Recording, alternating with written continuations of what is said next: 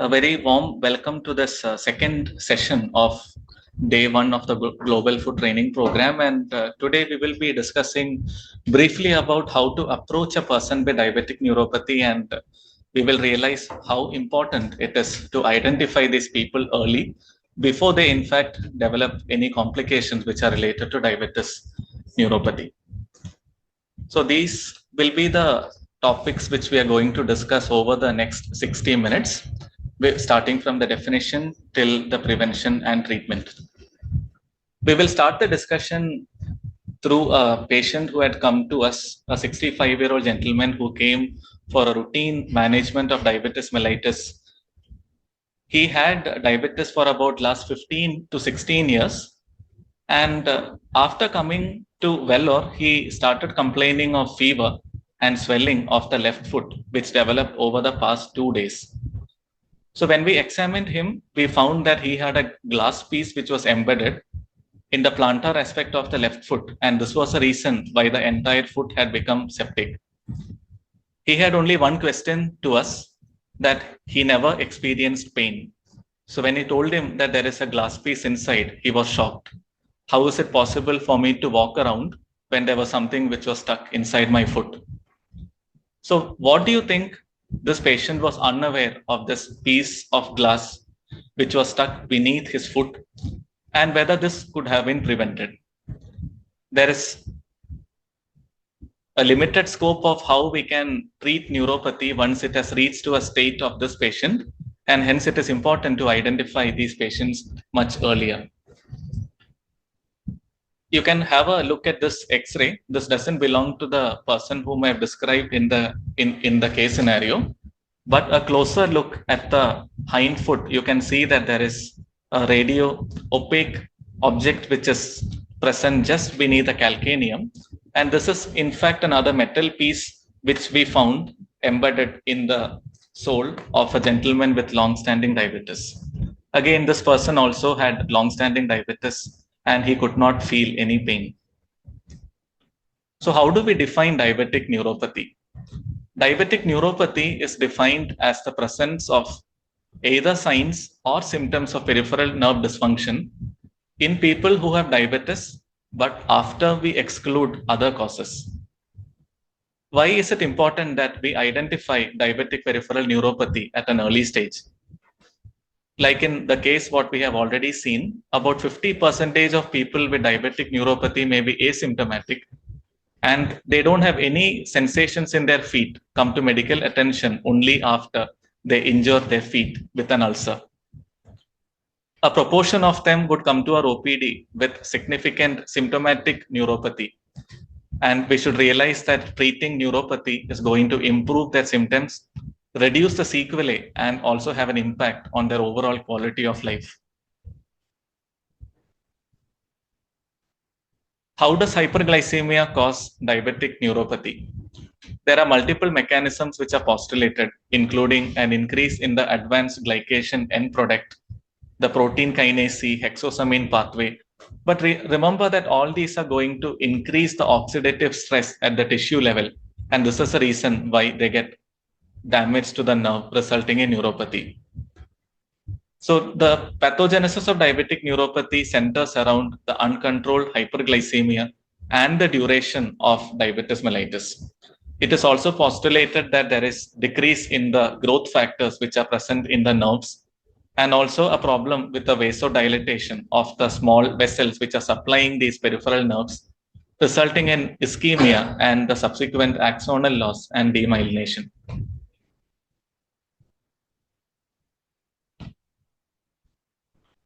So how common is diabetic neuropathy? A simple way to look at it would be to look at what is the duration of diabetes which the person suffers from. As the duration increases, the prevalence also increases from about 8% to, look at those numbers, 42% in people with type 2 diabetes when they have a disease duration of more than 10 years. And you look at the pie chart given below, that about 40% of them could be asymptomatic and 50% of them would have symptoms. So how early should we start screening people with diabetes for diabetic neuropathy?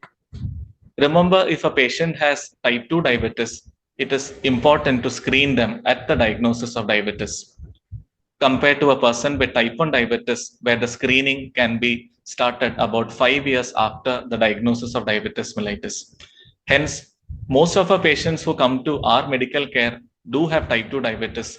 Hence, important to start screening for diabetic neuropathy right from the first visit and make a note of that so that at any point in time we realize that the neuropathy has worsened.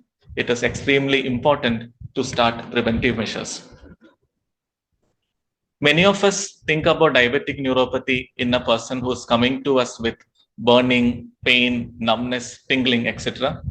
But extremely important to realize that it is only a component of diabetic neuropathy, which is the sensory aspect. There is also a motor component of neuropathy resulting in deformities. And when the foot is deformed, the abnormal weight bearing over this deformed foot is going to result in callus formation. Similarly, patients, we also find that they have dry skin over the feet, which is as a result of decreased sweating. And this is because of the autonomic neuropathy. Hence, it is a combination of sensory, motor, and autonomic neuropathy, which results in the callus formation. And when a person continues to walk with the callus, there is a subcutaneous hemorrhage which forms under the callus, which subsequently breaks down and forms an ulcer. Unfortunately, we identify people with neuropathy only when they come to us with an ulcer. It is extremely important to identify them much earlier. So, what are the risk factors for diabetic neuropathy? The most important being poor glycemic control and the long duration of diabetes. Also, remember that other comorbidities, including hypertriglyceridemia, uncontrolled blood pressure, obesity, presence of risk factors like smoking or alcohol, these are all known to increase the prevalence of diabetic neuropathy. We also find that there are a proportion of patients who don't get neuropathy even after having diabetes for, like, say, about 25 years, compared to a person with a relatively short duration of diabetes of about 4 years coming with significant neuropathic symptoms. This raises a question whether there is a genetic phenotype and a predilection for development of neuropathy in certain individuals, and this have to be looked into. Remember that diabetic neuropathy can be classified into various types, starting from the diffuse neuropathy, mononeuropathy, and radiculopathy. We also have some forms of non-diabetic neuropathies which are encountered more common in people with diabetes. Among this, the most common type which comes to medical attention would be the diffuse neuropathy. And here the patient will present with length-dependent signs and symptoms of nerve involvement. So coming to the diffuse diabetic neuropathy, as I said, is the most common, and this can be classified into two major groups. Group 1 is the distal symmetric peripheral or the polyneuropathy, and the group 2 would be autonomic neuropathy. If you have a closer look at the picture on the right upper part of the screen, you can see that it is in the lower legs and the hands which are predominantly affected. This indicates that it is a length-dependent pattern of neuropathy, which is characteristic in a person with long-standing diabetes. This involvement could be either of a small fiber, it could involve the large fibers, and most common, they will have a mixed picture involving both the small and the large fiber nerves. Autonomic neuropathy is also a component of diffuse diabetic neuropathy, and the manifestations can be varied starting from the cardiovascular system to hypoglycemia unawareness, which is a common concern for most people with long-standing diabetes, wherein they fail to identify symptoms of hypoglycemia even when the glucose levels are critically low. Coming to the other types of neuropathies which are seen in people with diabetes, what do we understand by mononeuropathy or a mononeuritis multiplex? Here, either a single nerve or there are multiple nerves not in continuity which are affected. This could affect either the cranial nerves, including the cranial nerve 3, or it could involve the peripheral nerves such as ulnar, median, femoral, or even peroneal neuropathy. Another type of neuropathy which is described in people with diabetes is the radiculopathy or the polyradiculopathy, which again may involve the lumbosacral thoracic plexus. Remember that pressure palsies, conditions like CIDP or the chronic inflammatory demyelinating polyneuropathy, and acute painful neuropathy, which may develop in people with uncontrolled hyperglycemia after we initiate them on treatment, called treatment-induced neuropathy, are also common in people with diabetes. So how do we screen people for neuropathy? It is important to start with history, followed by clinical examination, before we come to a diagnosis of diabetic neuropathy. We should know that we have large myelinated nerve fibers and small nerve fibers which cater to different functions in our body. The larger fibers are predominantly concerned about our balance and the pressure symptoms, whereas the small nerve fibers are usually carrying the protective sensations.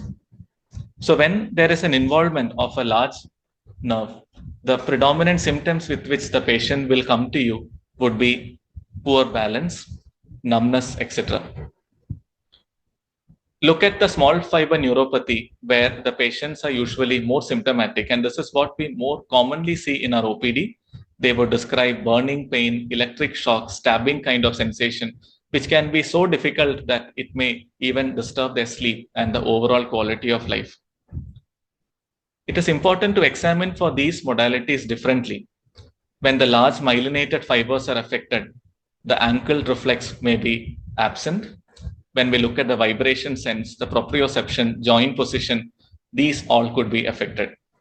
The small fiber neuropathy is characteristically assessed by checking the thermal and the pinprick sensations.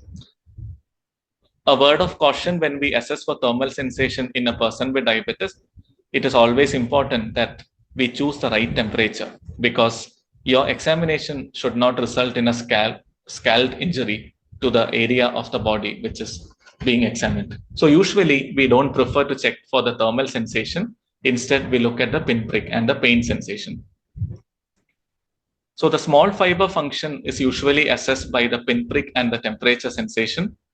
The large fiber function can be easily assessed by examining the lower extremity reflexes, the vibration perception, and the monofilament testing.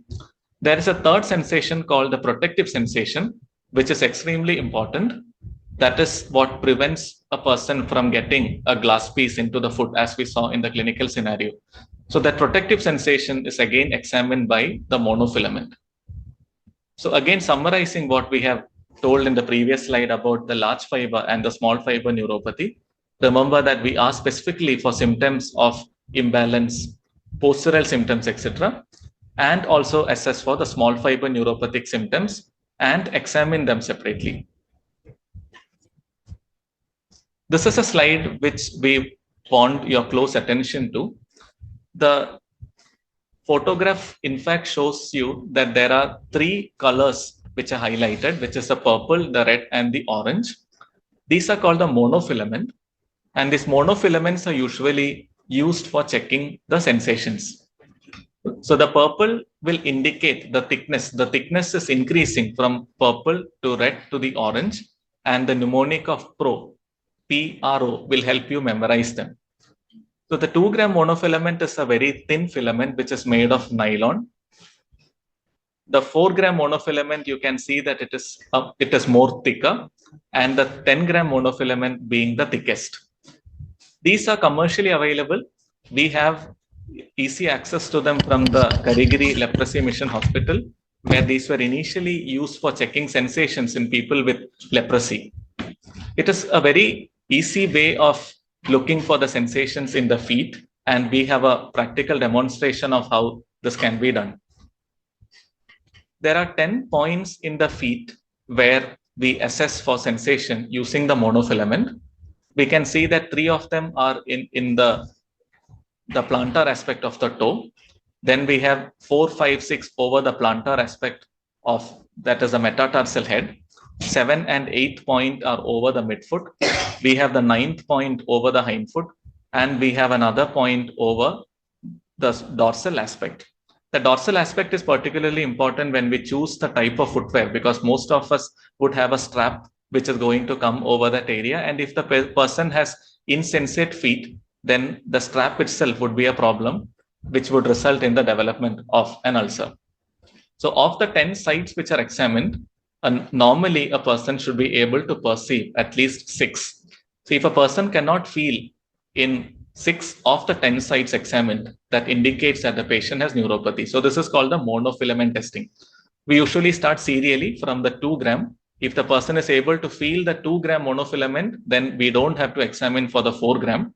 But if a person is unable to perceive the 2 gram, we move on to the 4 gram, examine the 10 sites, unable to perceive at least 6 sites, then we go to the 10 gram monofilament. And if a person is unable to feel even with the thickest 10 gram monofilament, then it is known as loss of protective sensation, which means it is an extremely high risk foot for development of an ulcer. So I have Sunita, a senior diabetes educator, and she would show you how we examine that in our patients. Good afternoon, all. Now, thank you, Dr. John. Now we will just see the demonstration of how to assess the loss of protective sensation. Usually, we will do this with the 10 gram filament according to the ADA. So, since just to grade the neuropathy, we used to do 2 gram, 4 gram, and 10 gram. So, basically, when we perform this monofilament testing, we should always do it on the unaffected area. Then only we have to do it on the affected area. So we can do it either in the upper limbs, or else we can do it on the forehead, or also in the cheek. So some people will have a glove stocking neuropathy. So it is always better to do it on the forehead. So now I have a patient here. So I'm just going to ask him whether he is able to perceive this protective sensation with the 10 gram filament. So he will be perceiving and informing us, so that we will go ahead and do on the lower limb, especially on the foot. So I'm just going to ask the patient. So do you feel any touch? So we always have to ask the patient to close the eyes, so that they'll not they by seeing the test, they will not falsely perceive and tell us. So always we have to ask the patient to close the eyes, and then they have to perceive, and then they have to tell us. So I'm doing it on the plantar aspect of the foot. So it is totally 10 places.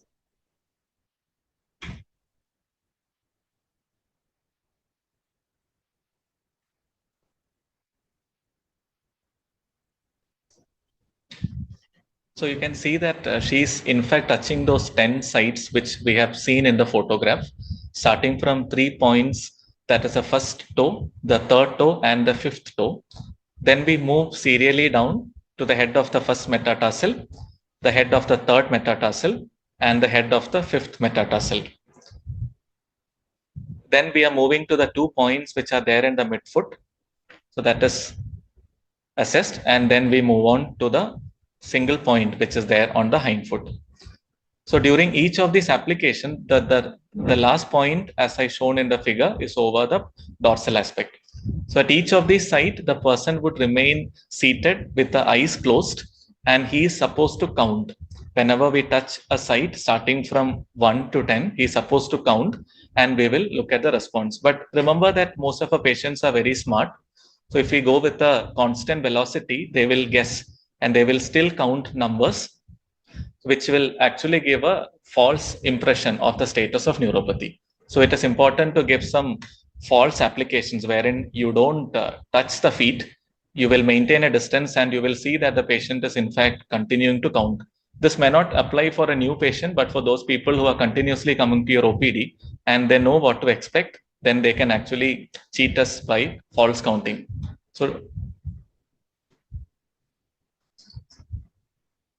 now I'm going to ask the patient whether he is able to perceive all the 10 places. So now I'm again doing it on the unaffected area. So I'll ask him whether what he is exactly perceiving. So then I will go ahead and do on the foot actually.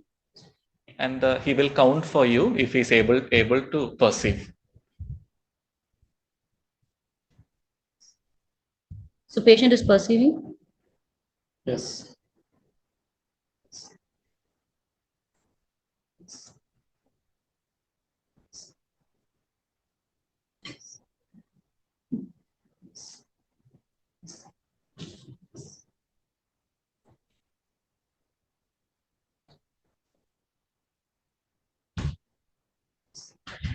So out of 10 places, actually he was able to feel with the 8 points. So as John sir told, so out of 10, they should at least perceive 6 places. 6 points they have to perceive. So now he is able to feel with the 8 places actually. So the neuropathy is, still there is a protective sensation he is able to feel. Still the patient is having a good sensation, so that he'll be able to protect from any stabbing the foot on any thorn or a nail also. So he will definitely feel the pain. Thank you. So the 10 gram monofilament just tells you that the person has preserved loss of protective sensation, but to grade it as mild, moderate to severe, we in fact have to start from the 2 gram, the 4 gram, and the 10 gram. It is extremely important to know that how you do the monofilament testing, because if we give more pressure or sustained pressure, then the person may actually perceive it. So we should just allow the monofilament to buckle when you are giving a pressure, and that the time between the skin contact and the removal of the filament should be about 2 seconds. Again, remember that if we continue to use the same monofilament multiple times, it will actually lose its elasticity, the recoil property, and hence, after about 10 to 15 patients, we usually don't use it for the next 24 hours. And after we have checked in about 90 patients, we know that it is time to replace the monofilament. Monofilament, we can also demonstrate the glove and stocking pattern of sensory distribution. You start the monofilament testing from the distal most aspect of your toe, and then you inch it towards the proximally towards the ankle and then higher up till the knee joint. And if a person has a glove and stocking pattern of sensory loss, there will be one particular level from where the sensations are going to increase. So that is another use of the monofilament testing. But what if you're working in a center where we don't have a monofilament? Is there any other way that we can assess the sensation? We all do have access to the tuning fork. Remember the number, it is a 128 hertz tuning fork, and I don't think there is a single hospital in the country which may not have access to the tuning fork. So here also it is important to demonstrate how the vibration sense is perceived at a normal area. Don't assume that the normal area would be the arms, would be the hands of the person, because if a person is having significant neuropathy, even the hand may have neuropathic symptoms. Hence, as shown in the previous example, we should always keep it over the forehead and then ask the person about how the vibration is perceived. Subsequently, we can choose the bony prominences starting from the distal toes, and then we move forward. We move proximally. So here also the guidelines say that we should have 3 applications over a bony prominence. 2 of them have to be the true application and 1 has to be a mock application, so that we know that the patient is not guessing when the vibration stops. So if a person should be able to perceive at least 2 out of the 3 applications. This we are not demonstrating in this session because we all have tuning fork, and it is very easy to do that bedside. Another important tool for helping us identify neuropathy and also to quantify what is the severity of neuropathy is a machine which is shown, which is called the biothesiometer. So what are we assessing here? Again, like a tuning fork, we are assessing for the vibration. And unlike the tuning fork, when it is a yes or a no response, here we have a threshold. We will be able to grade the voltage at which the patient is able to perceive the vibration sense, and hence it helps us in grading the severity of neuropathy. We can see that there is a knob and there is a switch for switching on and off the machine, and it is again applied over a bony prominence, which is the most distal part of the body, usually over the metatarsal. Then we switch on the machine, we increase the voltage using the knob, and you can see that there is a grading. Normally, a person should be able to perceive less than 15 volt, but as the neuropathy becomes severe, mild to moderate, and the severe form of neuropathy, which again the loss of protective sensation, the person would be unable to feel even at a voltage of more than 40. If you look closely at the screen, you can see that here there is a number which is shown, which is 10, which means that at a voltage of 10, he is able to perceive, and that will indicate that it is normal. Compared to here, this is a person where the number says 46, and you look at the grading, this indicates that the person has a severe form of neuropathy, and this indicates, like the 10-gram monofilament, the loss of protective sensation. When you come over for your hands-on training, you will be able to see this. This is not a very costly machine either. It comes to about 35 to 40,000 for a machine, and it has a very good half-life, or the life of the machine is very good. So investing that would be a worthy option depending on the finances of the institute where you work. So again, over to Mrs. Sunita, and she will show you how the biothesiometer assessment is being done. With this biothesiometer, we can actually quantify and tell whether the patient is having a mild, moderate, or a severe neuropathy. So usually it is actually measured in volts. So it measures between 0 to 50 volts. So basically, this test also we should actually perform on an unaffected area. So it can be in the forehead. Patient has to feel the vibration. So we should not tell them whether you feel the vibration or not, but the patient has to tell by themselves. They have to perceive and tell what exactly they are perceiving. So that we have to start the vibration machine from 0. Slowly we have to increase. So at one point of time, the patient will actually feel the vibration. So that then we can perform on the foot actually. So we can just do it on a foot once in one particular area. So like monofilaments, we can do it in all the landmarks, so that the patient has to perceive, so that we can differentiate it, whether the patient is having a between this mild to severe neuropathy. We can assess and we can educate the patient. So I'm just performing on the forehead of the patient.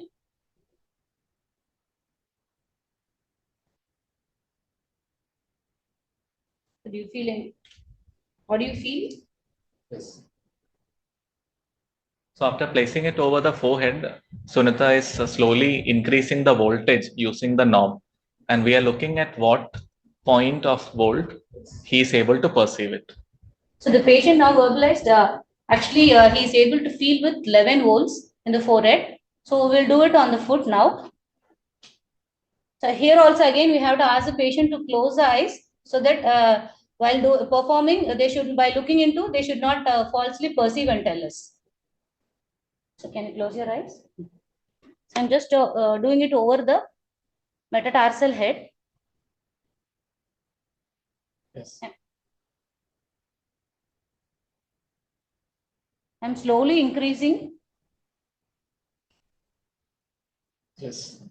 So now he is actually able to feel the vibration in 15 volts. So this tells us like at this point of time, the patient doesn't doesn't have any neuropathy. So, but maybe in the forthcoming days, if the glycemic control is not good, like he may go with the mild to moderate neuropathy, so that we can educate the patient.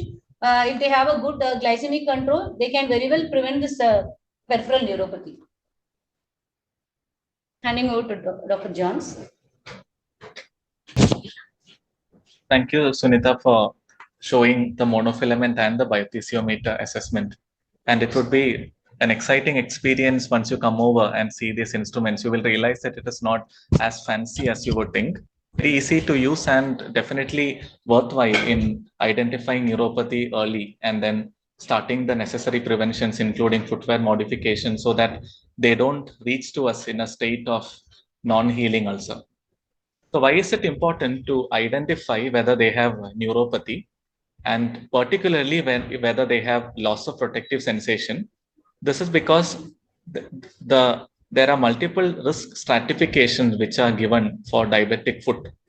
And the most commonly used and the widely quoted one is the International Working Group on Diabetic Foot, this stratification. This is modified once in every 4 years.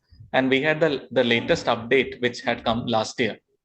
So here we can see that each foot is classified from category 0 to 3, depending on the risk factors. If a person has loss of protective sensation, which is abbreviated as LOPS, the person is already at a risk of foot ulcer. So this is classified as low risk here, and we have to modify, or we have to examine the foot once in every 6 to 12 months.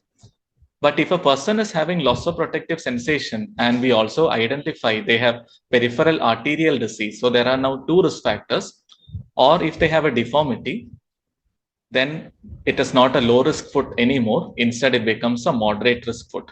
In the second installment of this training program, you will have lectures regarding how to assess for peripheral arterial disease, and hence a combination of loss of protective sensation and peripheral arterial disease indicates that the person has a moderate risk of foot ulcer. Here, the examination of foot have to be done more frequently, once in 3 to 6 months. If a person already had a foot ulcer or an amputation, and if a person has an end-stage renal disease, then irrespective of the loss of protective sensation or the peripheral arterial disease, the person is classified as having a high-risk foot. Our target is to identify these people early before they develop a very high-risk foot. As we have seen earlier, it is not only the sensory neuropathy, but also autonomic neuropathy, predominantly manifesting as dryness of the feet, which is important for development of a foot ulcer. There are other bedside tests which we can look into.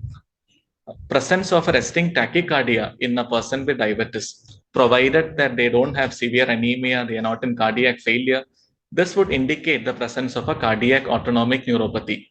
Similarly, eliciting history including postural giddiness, lightheadedness, and you demonstrate that the patient is having postural drop of blood pressure, this also points towards the presence of a cardiac autonomic neuropathy. There are other symptoms pertinent to the gastrointestinal tract, urogenital symptoms, which are also important to be assessed in persons who present to you with significant peripheral neuropathy symptoms.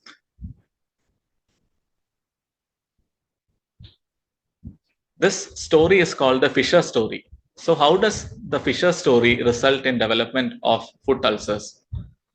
The autonomic neuropathy, as we have discussed, results in dryness of the feet, and this dryness of the feet subsequently results in fissuring, and the fissuring is then resulting in infection of these fissures, and these infected fissures form an abscess, and this abscess is subsequently going to break down into an ulcer.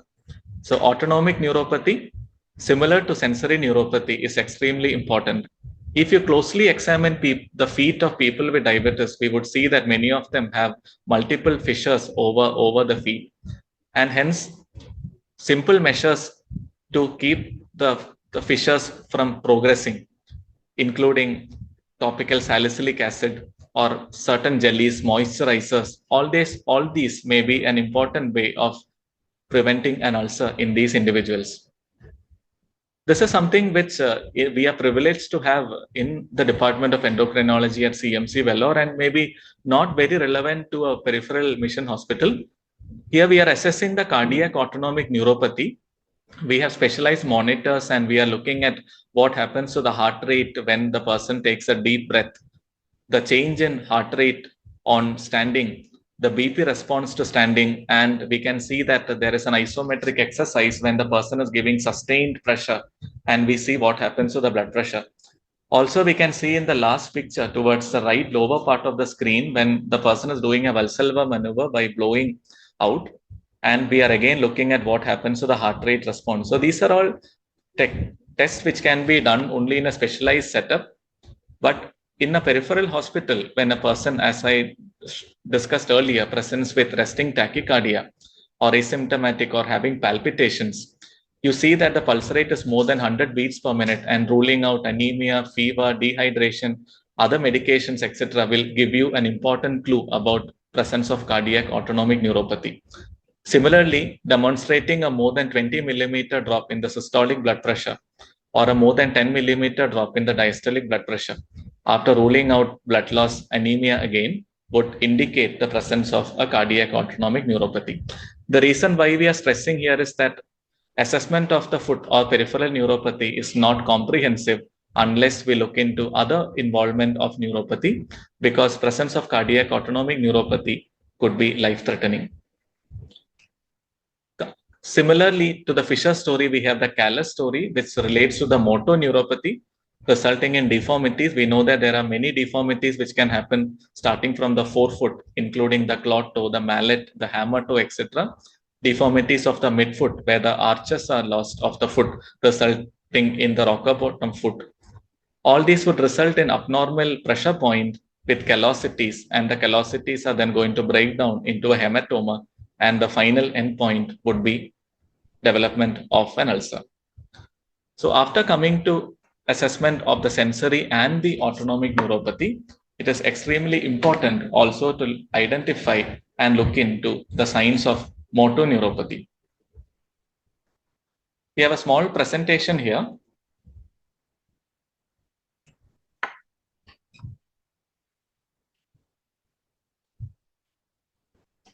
So here again, we can see that in a person with diabetes, you look at the right foot.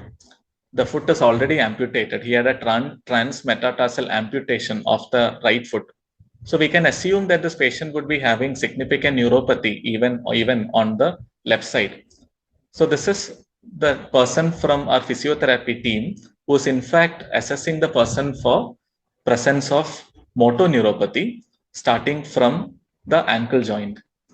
So here the person is lying down relaxed and he is asked to move the ankle joint, which he was unable to do.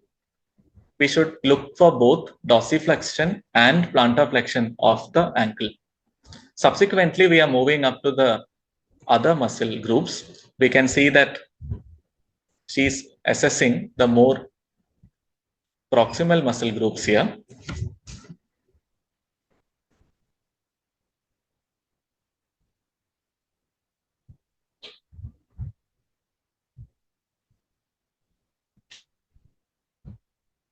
So the hip abductors were examined in this position.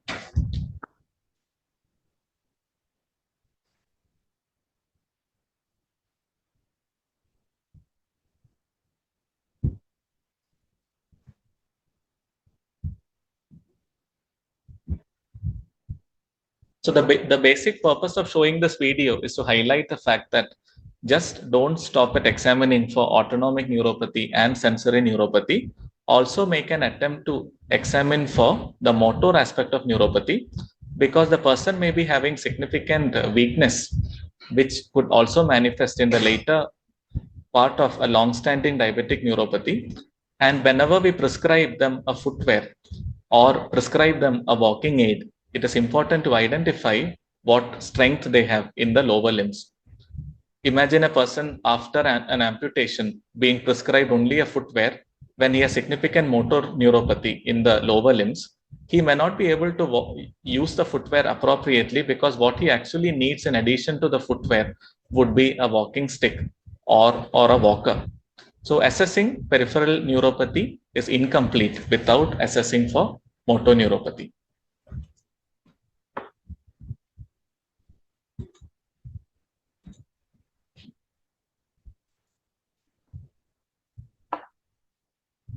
So now that we have seen the basics of how a diabetes related neuropathy is going to present, we have a 45-year-old gentleman who had a history of diabetes mellitus for the past 2 years.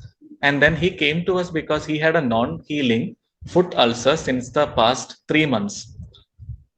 So the duration of diabetes is only for 2 years, and a close inspection of the hand, what is clearly evident is that he has significant motor neuropathy affecting the upper limbs. He's having clawing of the multiple fingers of the left upper limb.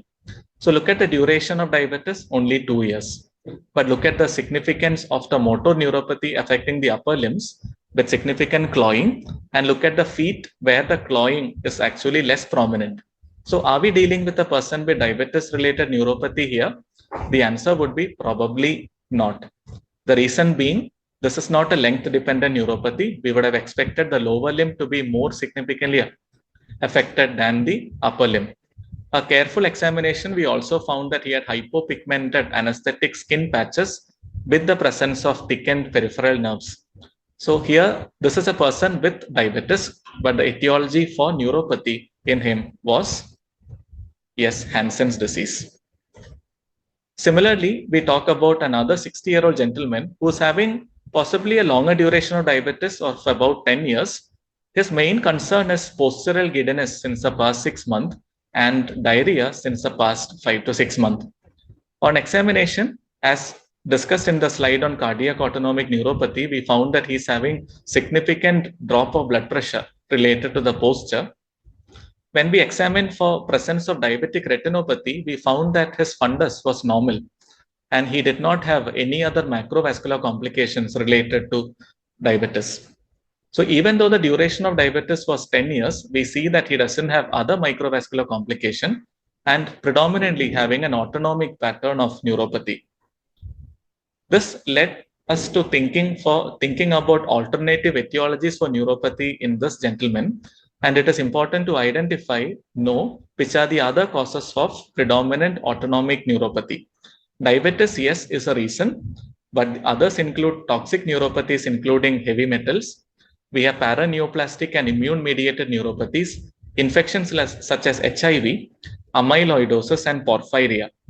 So this gentleman, because he also had diarrhea as a predominant symptom, we proceeded with an upper GI scopy and then subsequently a biopsy, which showed amyloid deficit. So the reason for his autonomic neuropathy was not diabetes, instead it was amyloidosis. Hence, it is extremely important to identify those atypical features and then choose wisely in which patients we are going to order extra investigations, including the nerve conduction studies. There is no reason to do a nerve conduction study in every person who comes to your OPD with neuropathic symptoms.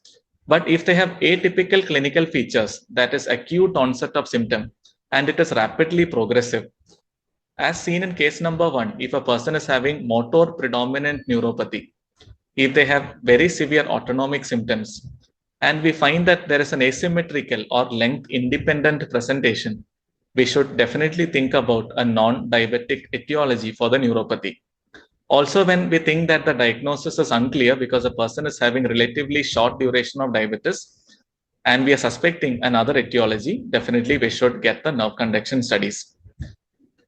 If we are working in a setup where we don't have access to nerve conduction studies, still, if we have an ophthalmologist and we see that the retina is looking clean and it is disproportionate to the severity of neuropathy, also, when there are no other microvascular complications, including presence of albuminuria in a person with significant neuropathy, we should think about alternative etiologies and hence may have to be screened a little better for other reasons for neuropathy.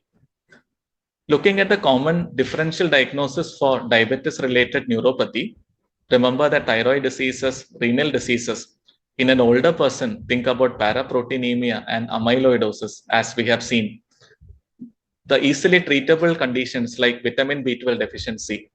Ask whether the person consumes alcohol on a regular basis. Did the person have a chemotherapy regimen including vinca alkaloids or platinum compounds?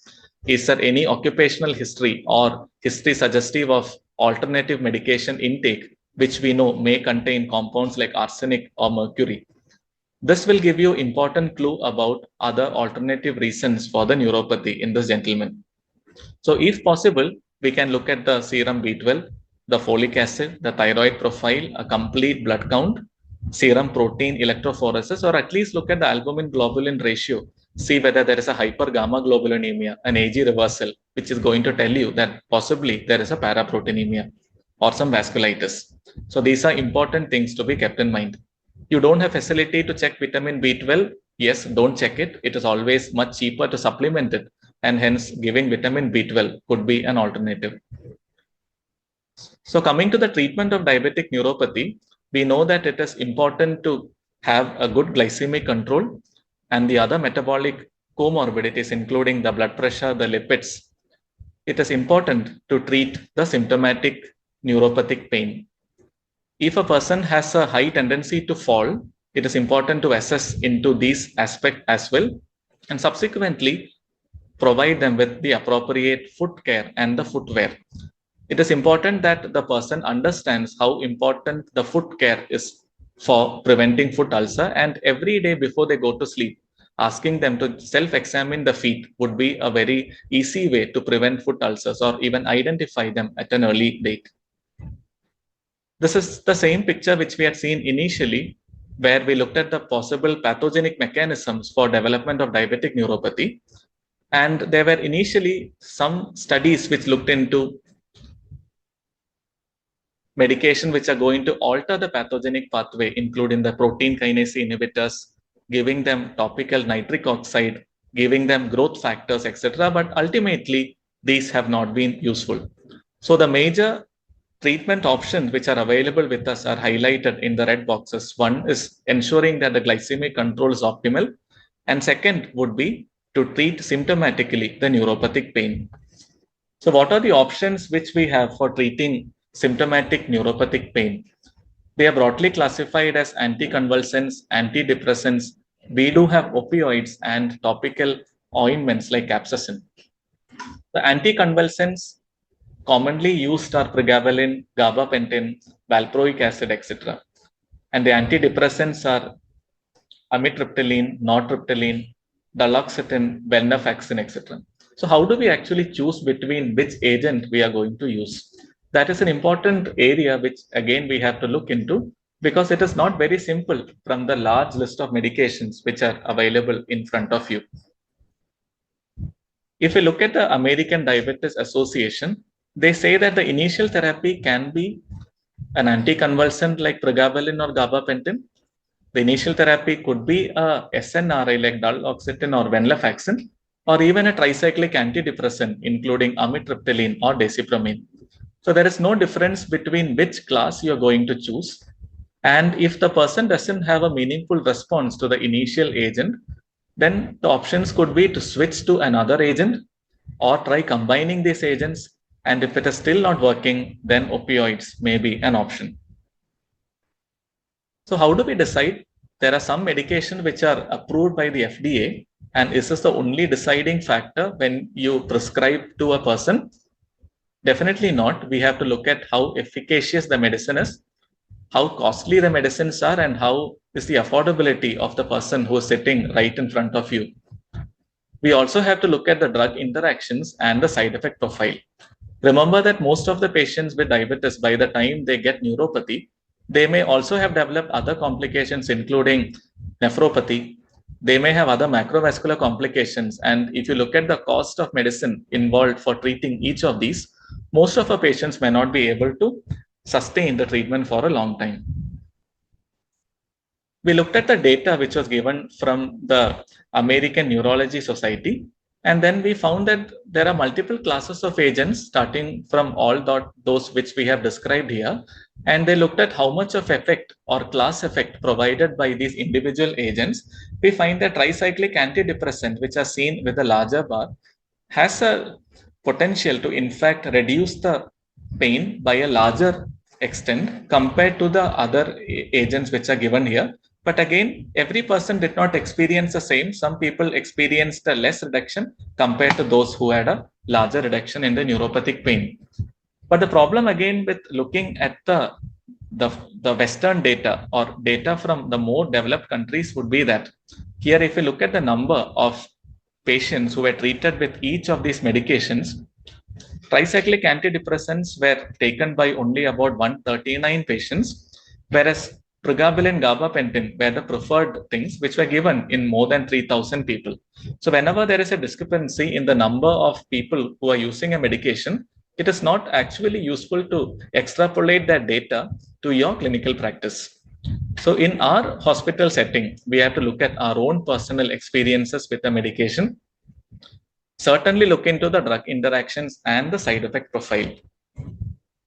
This table is just to highlight about what do we mean by a meaningful response and how cost becomes an effective deciding factor. Here, if you look at the first column, where they define the effective dose of any medication as the dose at which the patient experiences about 30 to 50% improvement. So it is extremely important that when we start prescribing a medicine to a patient with diabetic neuropathy, we should not be looking at 100% improvement of the neuropathic symptoms. If the physician explains 100% improvement for their symptom, and the patient also expects that he is going to have complete relief of the neuropathic symptoms, then the physician-patient relationship is going to strain. Because even the robust data says that if there is a 50% reduction in the neuropathic symptom, then the treatment is considered to be effective. So number one, the first rule would be that give a realistic expectation to your patient. And then you look at the dose which are needed for providing this 50% improvement. Pregabalin, look at the doses up to 600 milligram per day. Gabapentin, we may have to give up to 3,600 milligram per day. What about duloxetine and amitriptyline? Do you think our patients are going to tolerate such higher doses of 100 milligram of amitriptyline in a day or 600 milligram of pregabalin in a day? Certainly not. So hence, this effective dose is not something which you should go by. And also look at the cost. This I have taken from a CMC pharmacy and look at the cost of each of these medication. So the 75 milligram of pregabalin comes to about 17 rupees. And if you have to give this medication at a dose of 600 milligram per day, imagine, calculate the amount of money that person is going to spend on this medicine. Compared to amitriptyline, which definitely comes much cheaper, 75 milligram being about 6 rupees. So certainly don't look at the effective doses, but also look at the affordability of the person. And that is the one message which we want to give from this particular slide. The second important thing is look at the adverse effect profile.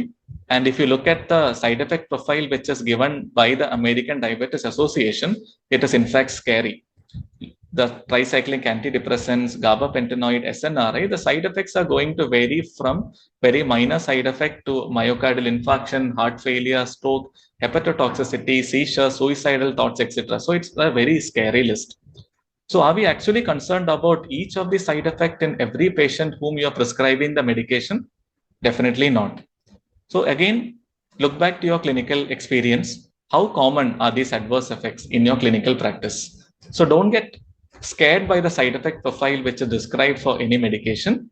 It is important to look at your patient and what probability of these side effects you are going to expect in your person. But there are some side effects specific for medications, including for tricyclic antidepressants. These are known to have anticholinergic side effect, and hence if you prescribe these individuals for people who are older than 65 years, we may have to be particularly concerned. For instance, if you have a person with prostatic hypertrophy and having symptoms of lower urinary tract symptoms, then these may be worsened by the tricyclic antidepressants. Similarly, a person who has cardiac arrhythmia, it may be worsened, and hence getting a baseline ECG is recommended. Again, another anticholinergic related side effect would be in a person who has a narrow angle glaucoma. Similarly, orthostatic hypotension and erectile dysfunction, these all may limit the usage, especially at the optimal doses. The advantage is that they may still be used in people with renal failure. Similarly, the doses of pregabalin and gabapentin, which we described as the effective dose, are not tolerated by most of our patients because they come to you with saying they have giddiness, somnolence, and also they get peripheral edema. Hence, always ensure that you have a realistic understanding and the expectation about what are the targets after you initiate on treatment. The Western literature also talks about the electrical nerve stimulation as a method of relieving deep-seated pain and also in diabetic-related neuropathy. But in CMC, we don't have many experiences which are related to TENS as a treatment option, and hence it still continues to be a pure theoretical discussion. But however, there are some studies which have shown that in people who are refractory to the standard modality, and if you have a person who is experienced in giving these to the selected nerve, may be a good option. But we cannot comment on it mainly because we don't have experience pertaining to that. So coming to the last bit of our topic, as I said, mononeuropathies can also be seen in people with diabetes, which may affect the peripheral nerve or the cranial nerve. In these situations, because it is not very easy to know whether the diabetes is a reason for this neuropathy, electrophysiological studies may be useful. And when it is a compressive neuropathy, the nerve entrapment may need surgical decompression. The treatment is actually the same as that of a person without diabetes. A relatively uncommon form of diabetes-related neuropathy is the one which we are going to describe here, called as a diabetic amyotrophy or the diabetic polyradiculoneuropathy. So you can see on the picture that this is the pattern of distribution is very different from the glove and stocking pattern, which we have seen in the initial slide. Here, the person usually has symptoms of unilateral thigh pain and weight loss. This pain is followed by motor weakness.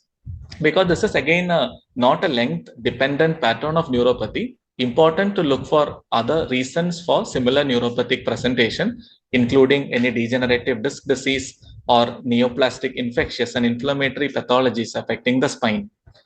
This is again usually a self-limiting problem, and if we give steroids or other forms of immunotherapy, we don't have any evidence for it. Hence, the treatment would mean good glycemic control, and usually the person will improve. Another particular concerning type of neuropathy is the treatment-induced neuropathy. It was previously known as insulin neuritis because this was seen in people who had uncontrolled hyperglycemia. When we initiate them on insulin and there is a rapid reduction in their HbA1c and improvement of the glycemic profile, the person would come back to your OPD saying that they are experiencing significant neuropathic pain. So we suspect treatment-induced neuropathy or TIN as it is described if a person is having neuropathic pain or autonomic dysfunction, usually within 8 weeks of decrease in the glucose level. And we ask them to grade the neuropathic pain, it is quite severe. And when we repeat an HbA1c, we will find that there is a reduction of about 2% over a period of 2 months. Again, this is not experienced by every person who has an HbA1c reduction. So again, there could be some genetic factors which are going to predispose individuals. But remember this as a type of neuropathy. The treatment per se is not different. Here also it is a predominantly painful neuropathy, and hence the treatment which we have described before with anticonvulsants, antidepressants, possibly at a slightly higher dose have to be given. And also important to take into account the person's concern, because he would say that I was completely asymptomatic before you started treatment. And now after coming to your clinic, I am having significant neuropathic pain, and hence gaining the confidence of the person and explaining that this is described and with continued glycemic control, this is going to subside would be extremely important. So to summarize, individuals with diabetes mellitus should be screened for peripheral neuropathy according to whether they have a type 1 or type 2 diabetes at appropriate intervals. This should not be only referring them to a neurologist for a nerve conduction study, but start with the basics, history, and the clinical examination. Symptoms and signs of autonomic neuropathy should certainly be looked into, particularly in patients with microvascular and other complications. Tight glycemic control is the only strategy which is demonstrated to prevent and in fact delay the progression of diabetic neuropathy.